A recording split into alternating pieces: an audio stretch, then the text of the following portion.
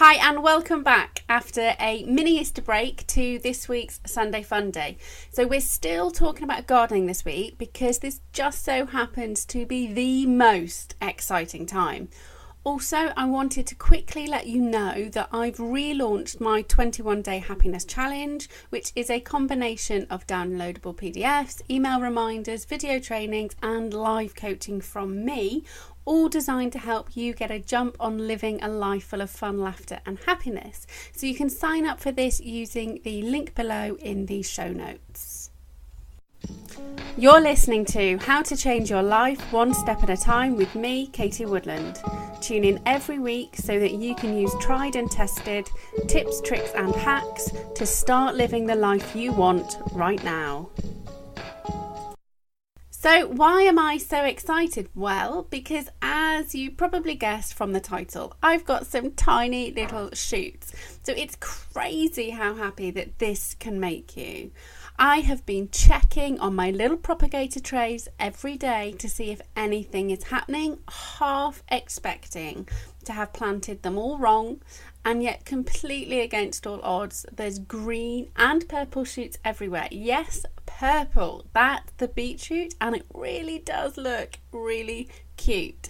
Anyhow, once the excitement wore off, I had a little bit of a panic attack because I am not prepared in the slightest for them all to grow. I had genuinely expected a good 2/3 to just give up the goose. Thankfully, the propagator and the positioning of the propagator in the spare room on the windowsill has given my little food garden the best chance of making some actual food. Although it is a little bit sad when you realise you're not going to get anything for a good few months, but hey. So obviously you need to know what we're going to do next with all these little seedlings. Well, first, double check your seed packets to check the germination time. So depending on the food item, the germination can go anything from 7 days right up to a month. So anything which was 14 days should be ready to transplant now into larger pots and a raised bed or straight into the ground. So my food garden is a combination of pots and raised beds. So there is no way anything I'm growing is going into the ground. My lovely but overzealous pooches would dig them up, eat them or do their business on them. So it is much safer having them higher up. Now, buying a raised bed can be a little bit pricey, but they are relatively easy to cobble together. And in fact, this is exactly what me and my partner did.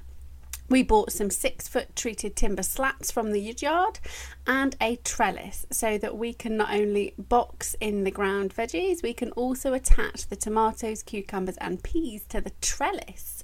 Now you don't have to use a trellis and some good old bamboo will do the trick. But even though Matt wasn't that interested in the beginning, when we went to the woodyard, he got a little bit excited and we are now a trellised, boxed, raised bed garden kind of group of people. So next you'll need something to cover the inside of the box. So make sure it's either breathable or if you use like plastic sheeting, remember to put some draining holes in the bottom. Otherwise you could end up with some seriously soggy soil and that is not a good idea when we're trying to grow some food. Now lastly, it's time to fill the box with lots and lots and lots of compost. So we were really lucky and managed to grab a just phenomenal bargain when we were filling up our box. But you might be lucky and able to use some of the soil from your garden as a base. Obviously, with our pooches, that was just not an option for us. So once you've got everything looking snug, it's time to start transplanting some of your little seedlings. Now be really, really careful because some of these aren't going to survive very long and in the frosty and wet weather that we're having right now. So just be mindful that what you plant outside may not give you as much food as you initially imagined, and in fact quite a few of mine have genuinely just given up. However, it is completely okay because I'm going to propagate again and replant again in a couple more weeks when the weather's a bit warmer, not quite so wet, and we don't have those random snowstorms. Now, when transplanting, you have to be really careful that you don't break off any of the roots, and make sure that when you've put them in the ground, you pack them in nice and tightly, nice and snugly, so that they don't wobble over as soon as the wind picks up. Now it's just a case of watering in the morning if necessary, and just so you know, pots will need watering a lot more than beds or anything planted in the ground, and then it's recommended that you feed them every other week. So we're going to take a break from the Grow Your Own for mental health for a little while.